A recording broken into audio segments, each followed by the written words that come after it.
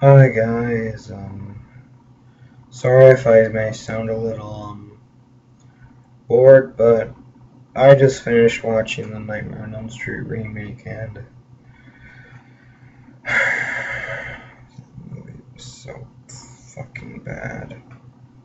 I'm sorry guys, it was so fucking bad. Well, the good part about this bit is that we're going to go on and talk about the original Nightmare on Elm Street from 1984. Directed by Wes Craven and also written by him, and starred Robert Englund as Freddy. This movie is a horror masterpiece. It is a great horror movie. It's the best out of the three classics. Halloween, Friday the 13th, Nightmare on Elm Street, it's the best out of the three classics. Because unlike Halloween and Friday, this one has a theme. A real actual theme. This theme is paying for sins. I mean, think about it. The parents killed Freddy by burning him, and yeah, the parents have to pay for their sins by having their kids murdered by Freddy himself. That's a very thought-provoking theme, and Freddy eventually pays for the sins that he caused, that he killed these, and in a way he's paying for the sins. Now let's talk about other parts of the movie. The story itself is well paced and well written, and leaves you surprised. There aren't really any plot holes in the story whatsoever. It's a perfect story. And then you have the acting. The acting is good. Not as good as Halloween, though, but it's better than Friday. The acting is very subtle. Even the characters that aren't really that well developed, the actors do a good enough job that they make you feel for the characters. They make you feel for them. They make you feel for the characters.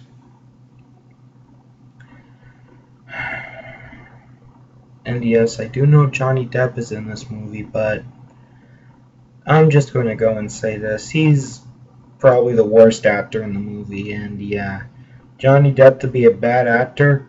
Okay, this was before he hit it famous. This was like his first movie. So yeah, it's pretty obvious that actors aren't really that good in their first movie. The acting is good. The actors make you feel for the characters. You know the characters. I mean Rod. Rod is actually a barely developed character, but the actor that played him did such a good job playing him that you felt for him. You felt sorry for him. When he died, you felt bad for him. And I did. And speaking of characters, yeah, most of them aren't really that hugely developed. And yeah, Nancy's pretty much the only character that gets developed, and she's pretty much the main focus. The other characters are put more into the background, but she's still a likable character, and you do want her to survive.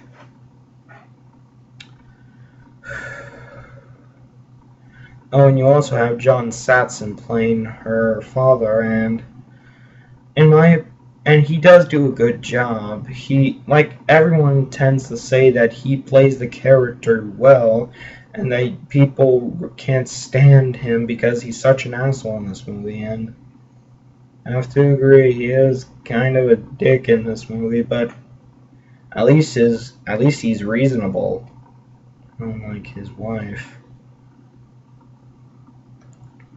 Marge. And the killer himself, Freddy, played by Robert Englund in part 1, 2, 3, 4, 5, 6, 7, and 8. Robert, you kick ass. Thank you for being in the good and shitty sequels. You have my thumbs up, man. Good job. In terms of Freddy, he is probably at his scariest, but hasn't anyone ever noticed that he doesn't sound like he should, like people most think of him in the beginning? I mean, think about this. In the later movies, he's known to have his deep voice, like, "Welcome to the prime time, bitch." A kind of deep voice, but I know that was a terrible impression. But in this movie, at the beginning, he more as though has a more higher voice than Tina. His voice is more high in this movie.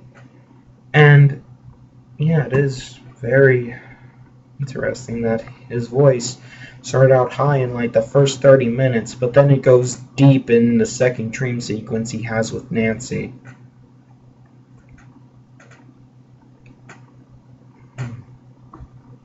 And the movie does do something different with the slasher cliche. I mean, in slasher movies it would be easy to get away from the killer because with Michael Myers you can drive or walk. With Jason, just stay the fuck out of Crystal Lake. But Freddy, no matter what you do, he will always get you. Every one of us has to eventually fall asleep. Every now and then we are forced to fall asleep. And that's what makes Freddy so scary. He's impossible to avoid. You cannot leave him. You cannot avoid him. You are lost and missing with him. You have no chance of escaping him. You have no chance. He will kill you. And that makes him the scariest out of the three. Yeah. And his makeup in this movie is really good. He looks so burnt. He looks like he's been through one hell of a fire. He's a burnt victim, and he looks like it. He is scary looking. And then later sequels, he looked like shit. Well, at least he did look good in Wes Craven's new Nightmare. Which at one point I thought was the best out of all the movies, but I think that more as though goes to Dream Warriors or the original.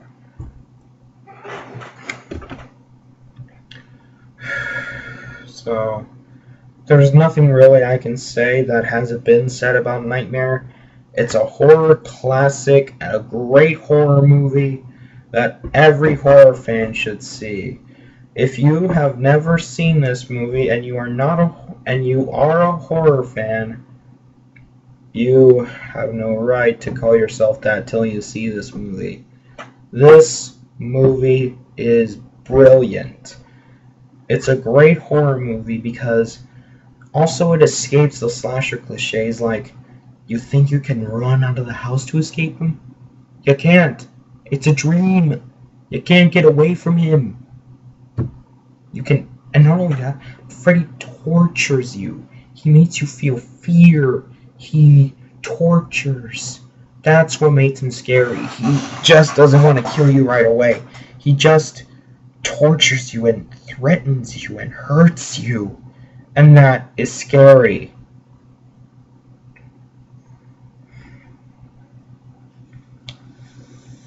Sorry guys, I'm still so fucking bummed. The remake was so bad. So bad. Well, anyway. The original Nightmare, it's a brilliant horror movie. It has great music too. The music is bone-chilling, but there's like one nitpick I have with it. The theme, you know, that plays so often, it's kind of annoying, but like I said, kind of annoying. It's not really that bad. So, yeah, the original Nightmare, great movie. I'm really sorry, guys, that this review may have not been entertaining, but the remake was so freaking horrible that I couldn't take it. Well, the original Nightmare is a great movie. See it. I gave my reasons why I like it, but I really can't say anything that hasn't been said about the movie, so it almost seems pointless to talk about it. So, buy it on Blu-ray, or buy the whole case. I got a whole case of movies from the original to New Nightmare, which was posted in 1999, which explains why it doesn't have Freddy vs. Jason.